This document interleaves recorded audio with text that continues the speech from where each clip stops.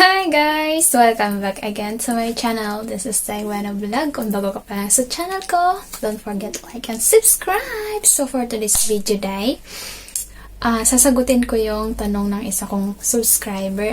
Sabi niya, Day, paano ba gumawa ng self-video introduction? Kasi ito, Day, pag nag-apply kayo online sa mga direct hire tulad sa FB, pag doon kayo nakahanap, may mga ilang subscriber din ako nakahanap sa Sunlight ba yun? Basta marami pang agency pag nakahanap kayo ng direct hire.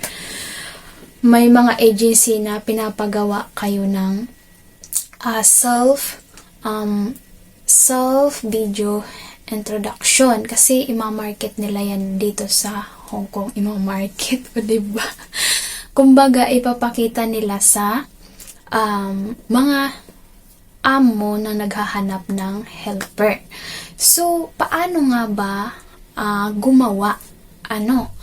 Dapat laging sinasabi nila, nakasmile ka dapat, Yan. Kasi, pag nakasmile ka, maaliwalas, parang excited yung amo na manunood sa'yo. Diba? Ganun yung ginawa sa akin. Nag-apply kasi ako, Day. Hindi talaga kila Ma'am Marisa noon. Ang unang-una kong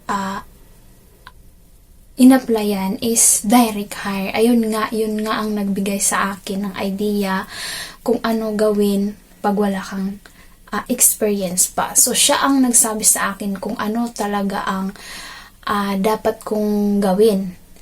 Tulad ng paggawa ng self-video introduction nga. So, sinabihan niya ako, dapat plain yung background mo. Maghanap ka talaga ng place na plain yung background mo. Then, mas maganda, plain ang suot mo. White, mas maganda white kasi maaliwala sa mukha. Then, ang paalala niya lagi kang nakangiti.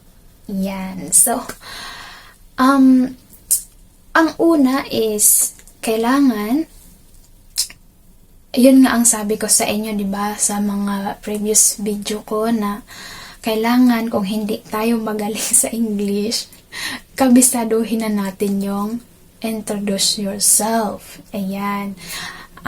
Tulad sa akin, kaya nung pumunta ako kay Ma'am Marisa noon, medyo tuloy-tuloy na yung pagkasabi ko kasi na-practice ko na yun. Yung introduce yourself ko, na-practice ko na siya nung gumawa nga ako ng video introduce nung una kong in-applyan. So, kaya medyo tuloy-tuloy yung salita ko doon. So, kagabi nga, alas 12, inantay ko yung umalis yung mga amo ko, pumasok sa room, nag-take ako ng sample. So, panoorin nyo sa dulo, ilalagay ko. So, ayan. Pasensyahan nyo na yung mukha ko doon. Antok na mukha na talagang expired. So, paano ba kailangan paano ba sabihin? Ang unang-una doon, pakilala mo, sabihin mo yung, syempre, i-grade mo muna. So, ilalagay ko nga dyan sa dulo yung example. So, alin na ba tayo? Yung dapat plain yung background, plain t-shirt, then yung buhok mo, Day, is nakatali. Then, walang makeup, wala. Ako nung kila Ma'am Marisa, pinabura, wala naman akong lipstick na nilagay. So, pinabura, Ma'am, wala na, Ma'am. Wag daw kagatin. Kasi pag kagatin daw, namumula. Medyo mapula talaga yung labi ko kasi hindi naman ako naninigarilyo. So, ganyan yung kulay niya. Pero minsan, pag sobrang kaba, namumutla. So, ayan. Dapat nakatali yung buhok. Then, walang sabog-sabog. Kung nangangalay, naggaganyan yung buhok mo, i-baby oil mo muna, i-clip mo, i-hairpin mo. So, yan. Then, pag nag-start ka, Day, dapat nakangiti. Hanggang matapos yung interview, yung self-video introduce mo. So, syempre, unang-una, babati ka. sa mga employer dito. Then, pangalan mo, taga saan ka, edad mo, kung kasal ka ba o hindi, kung may anak ka ba o hindi, o wala, ganun pala. Then, more sa sarili mo, ganun ang sasabihin mo. Then, kung high school graduate ka, college graduate ka, i-detail mo doon, no? Then, pagdating doon sa experience mo, work experience mo, kailangan detail din, day. Kung nakailang experience ka, mas maganda sabihin mo lahat. Kung nakadalawa, wag naman masyado, 1, 2, yan, yung mga bago mo lang na experience, yun ang i-share mo doon. So, meron akong ilalagay dito na video, pwede nyong tingnan, pasensyahan nyo na kahit ako na sinampol ko yung sarili ko, yung ginawa ko noon. Grabe pa din yung kaba ko. Alam nyo, dapat nyo talaga, yung ngiti, wag nyo talaga walain, ha? Kasi, yan din yung titingnan ng mga amo. Kasi, pag nakangiti ka, dahil maaliwalas, parang naiinggan nyo sila panoorin, tatapusin nila yung video mo.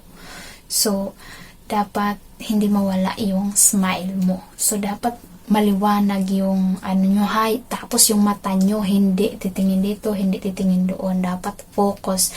Imagine nyo, nakausap nyo ang amo. So, panoorin nyo to, guys.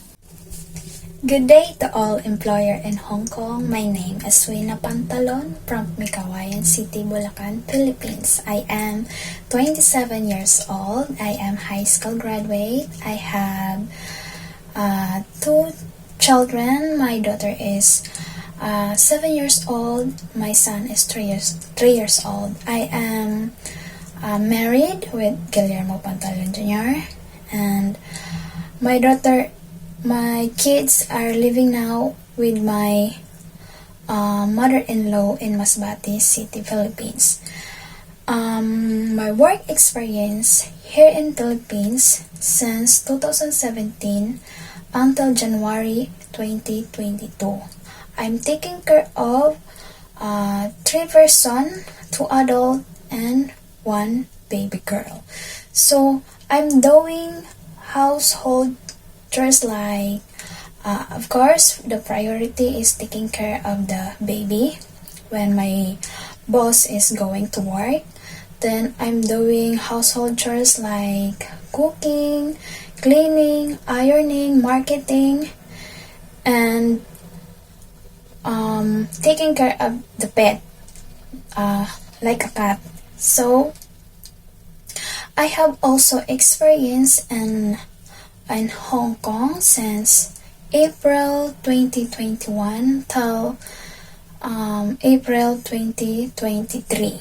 So, I am taking care of 6 person, 2 elderly, 2 adult, and 2 kids. So, my priority is taking care also the kids. So, I'm doing household chores like cleaning, cooking, going to market, then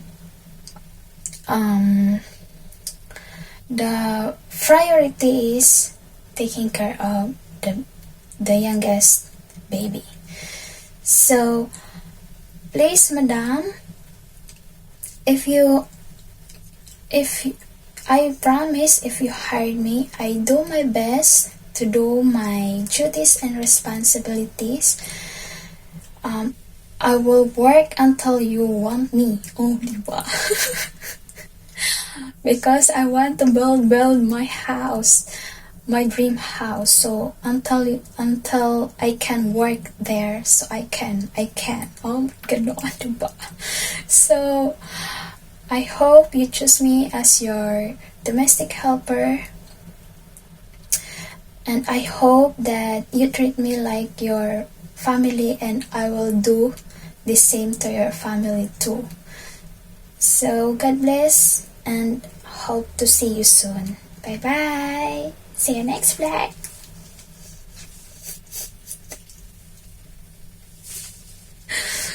Diba?